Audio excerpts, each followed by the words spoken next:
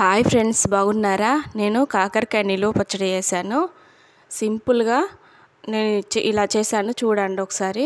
కాకరకాయలు సన్నగా చిన్నగా కట్ చేసుకోండి.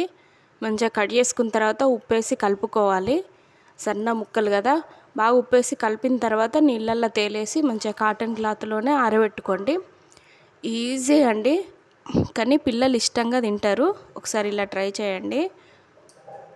నిల్వంచుకున్నా కూడా ఉంటాయి కదా, ఈ చట్నీ ఉంటుంది నిమ్మకాయ పిండుకుంటాం కనుక. ఇలా కావాల్సినవి మెంతులు, జీలకర్ర, శనగపప్పు, ఎల్లిపాయలు, కొన్ని ధనియాలు. ఇవి మంచిగా డీప్ ఫ్రై చేసుకోవడానికి సరిపడా నూనె పోసుకొని డీప్ ఫ్రై చేసుకోవాలి. ఇవన్నీ పొడులన్నీ మిక్సీ పట్టి పెట్టుకోవాలి. ఏం లేదు, ఇవన్నీ పక్క పెట్టుకున్న తర్వాత పోపు దినుసులు ఫస్ట్ శనగపప్పు వేసుకోవాలి. తర్వాత ఎల్లిపాయ, పోపు దినుసుల తర్వాత ఎల్లిపాయ, కరివేపాకు. ఈజీగా కాకరకాయ చట్నీ వేసుకోండి. ఎంతో సింపుల్గా అయిపోతుందండి.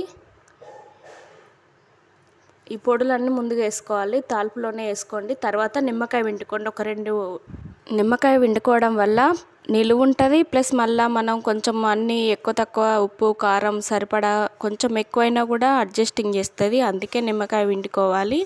నిలువ ఉంటుంది అనేది కాదు, ఇది కూడా ఒకటి మనకు ప్లస్ పాయింటే. అంతే అండి, మంచిగా రుచికి సరిపడా ఉప్పు కారం, ఎల్లిపాయ అన్నీ చల్లారిన తర్వాతనే వేసుకోండి ఉప్పు కారం, లేకుంటే నూనెలో పోపు మాడిపోతుంది. ఈ ముక్కలు వేసుకొని కలుపుకోవడమేనండి. ఇట్లా నూనె తేలాలి మంచిగా వక్కలకు కూడా. అంతే అండి. ప్లీజ్ లైక్ చేయండి, షేర్ చేయండి, సబ్స్క్రైబ్ చేయండి. ప్లీజ్ సపోర్ట్ చేయండి. వీడియో కంప్లీట్గా చూసిన తర్వాత మీరు ట్రై చేసినాక కామెంట్ పెట్టండి. ముక్కలు మాత్రం బ్రౌన్ కలర్ వచ్చేలాగా వేపుకోండి.